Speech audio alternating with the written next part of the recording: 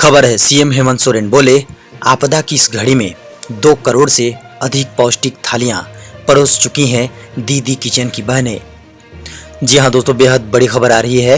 मुख्यमंत्री हेमंत सोरेन ने कहा है कि आपदा की इस घड़ी में दीदी किचन की बहनों ने पूरे झारखंड में अपने कार्यों से हम सबको प्रोत्साहित एवं गौरवान्वित किया है। दीदी किचन से जुड़ी बहनों ने इस अवधि में जरूरतमंदों के बीच 2 करोड़ से अधिक पौष्टिक भोजन की थालियां परोस चुकी हैं। खबर है चर्चा में झारखंड के सीएम हेमंत सोरेन। जी हां, किसी ने सराहना की तो किसी ने बताया प्रचार पाने का हथकंडा।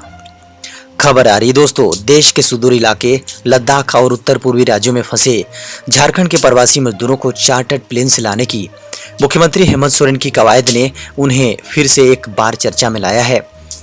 इससे पूर्व बीते साल के अंतिम सप्ताह में उन्होंने झारखंड चुनाव में सत्ताधारी भाजपा को परास्त कर सबका ध्यान खींचा था।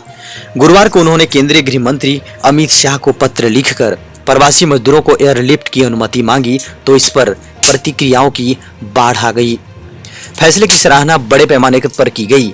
हालांकि कुछ आलोचकों ने इसे प्रचार पाने का हथकंडा भी बताया। दरअसल कोरोना के कारण देशव्यापी लॉकडाउन की वजह से प्रवासी मजदूरों के आने का सिलसिला थम नहीं रहा है। हेमंत सोरेन ने इनके प्रति आरंभ से सकारात्मक फैसले लिए हैं। जब देश के अन्य हिस्सों में पैदल चल रहे प्रवासी मजदूरों के दुर्घटनाग्रस्त होने की खबर मिली तो उन्होंने आदेश जारी कर राज्य में पैदल चलने पर रोक ही नहीं लगाई, बल्कि राष्ट्रीय राजमार्ग पर हर 20 किलोमीटर के अंतराल पर सामुदायिक किचन की व्यवस्था की और मजदूरों को बसों के जरिए उनके घर तक भिजवाया। मजदूरों को लाने के लिए हवाई जहाज का इस्तेमाल करने का दावा उन्होंने शुरुआती दिनों में भी किया था, तो राजनीतिक प्रतिद्वंद्वियों ने इसकी मजाक उड़ाई थी।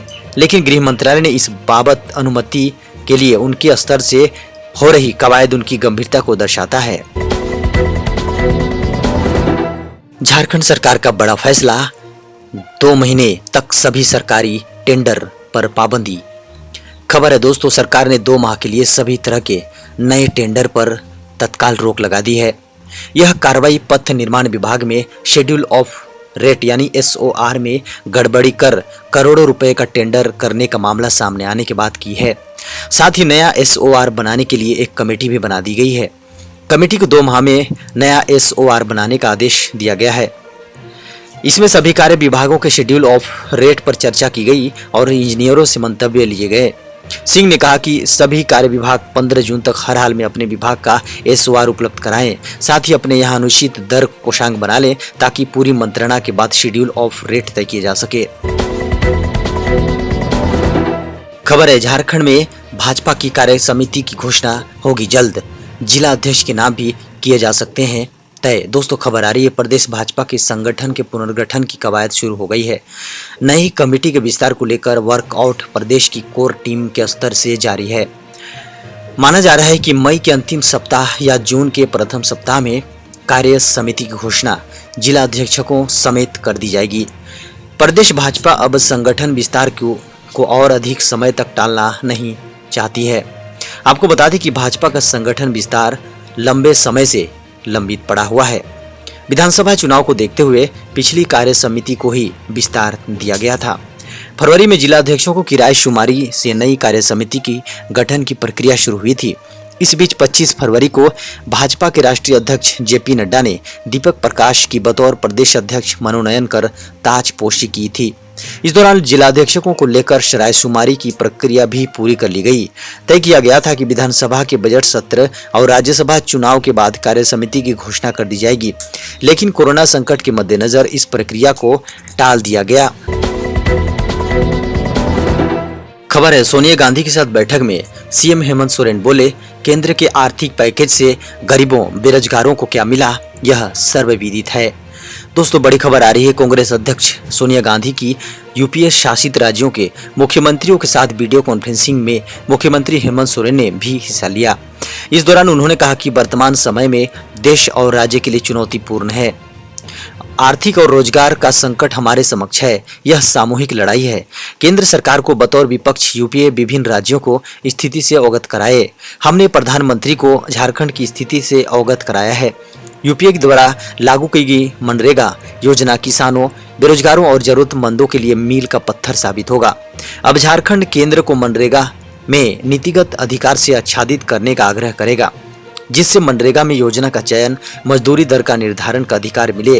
राज्य सरकार दिव्यांगों, बुजुर्गों को उनकी क्षमता के अनुरूप रोजगार उपलब्ध करा, उनके आर्थिक स्वावलंबन का मार्ग प्रशस्त करे। राज्य में मनरेगा मजदूरी की दर कम है, इसे बढ़ाने की मांग केंद्र सरकार से की गई है।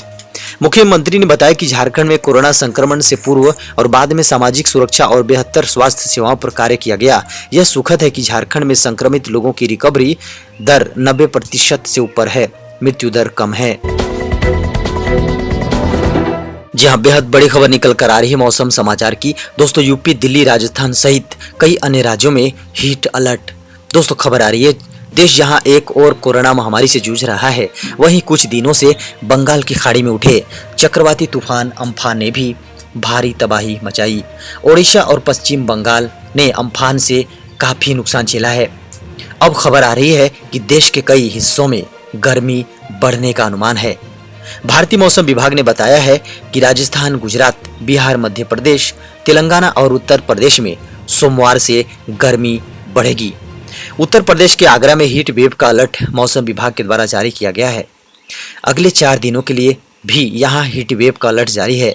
यहाँ आज का न्यूनतम तापमान 27 डिग्री और अधिकतम तापमान 45 डिग्री दर्ज किया गया है।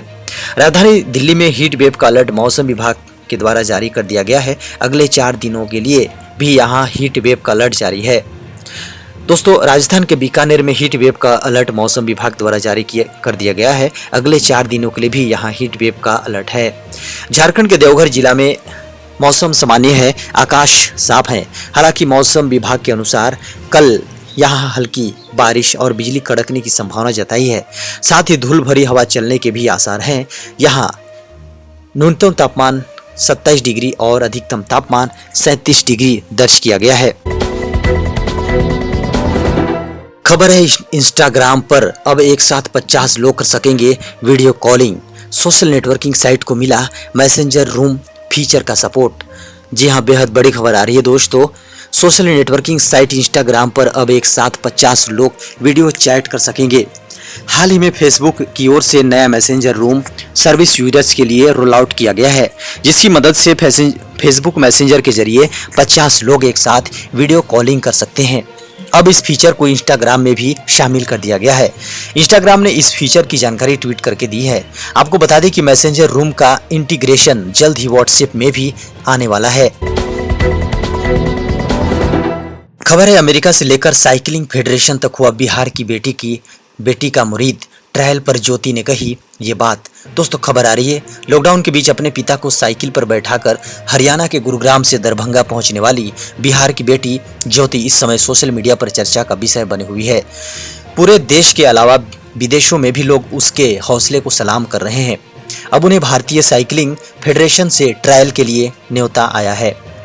गौरतलब है कि लॉकडाउन में दरभंगा की रहने वाली 15 वर्षीय ज्योति ने अपने घायल पिता को साइकिल पर बैठाकर गुरुग्राम, हरियाणा से 8 दिनों में दरभंगा तक 1200 किलोमीटर का सफर तय किया था। ज्योति के इस साहसिक कदम को देखते हुए भारतीय साइकिलिंग फेडरेशन ने उन्हें ट्रायल के लिए दिल्ली बुलाया है। न्यूज एजेंसी ANI से बात करते हुए ज्योति ने बताया कि मुझे साइकिल में रेस लगाने के लिए फोन आया। मैंने कहा कि मैं अभी तो रेस नहीं लगा सकती हूँ क्योंकि मेरे पैर और हाथ सब दर्द कर रहे हैं।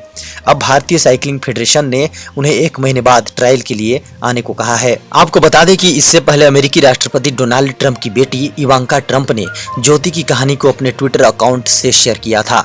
इवांका ट्रंप ने अपने ट्वीट में लिखा था कि 15 साल की ज्योति कुमारी अपने घायल पिता को साइकिल से 7 दिनों में 1200 किलोमीटर दूरी तय करके अपने गांव ले गई। इवांका ने आगे लिखा कि यह भारतीयों की सहनशीलता और उनके अगाध प्रेम की भावना का परिचायक है। खबर है रेलवे का बड़ा ऐलान, अगले 10 दिन में 2600 ट्रेनें चलाने का लक्ष्य। खबर है दोस्तों, रेल मंत्रालय ने शनिवार को प्रेस कॉन्फ्रेंस कर ट्रेनों को लेकर बड़ा ऐलान किया है। रेलवे बोर्ड के चेयरमैन विनोद कुमार यादव ने कहा कि अगले 10 दिन में 2600 ट्रेन चलाने का लक्ष्य है। जरूरत पड़ने पर हर स्टेशनों से ट्रेन चलाएंगे। 1000 टिकट बुकिंग काउंटर्स खुल चुके हैं। धीरे धीरे सभी टिकट खिड़कियां खुल जाएंगी। साथ ही railway agent, post office, common service सेंटरों आदि को भी टिकट उपलब्ध कराने की अनुमति दे दी गई है। रेलवे ने 1 मई से अब तक 2570 श्रमिक विशेष ट्रेनों से 32 लाख प्रवासी कामगारों को उनके घरों तक पहुंचाया है।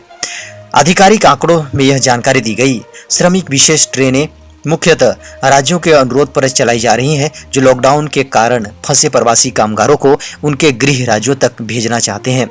रेलवे इन ट्रेनों को चलाने के कुल व्यय का 85% व्यय खुद वहन कर रही है। शेष राशि राज्य दे रहे हैं। कुल 2570 ट्रेनों में से 505 रेलगाड़ियां अपने गंतव्य तक अभी नहीं पहुंच पाई हैं।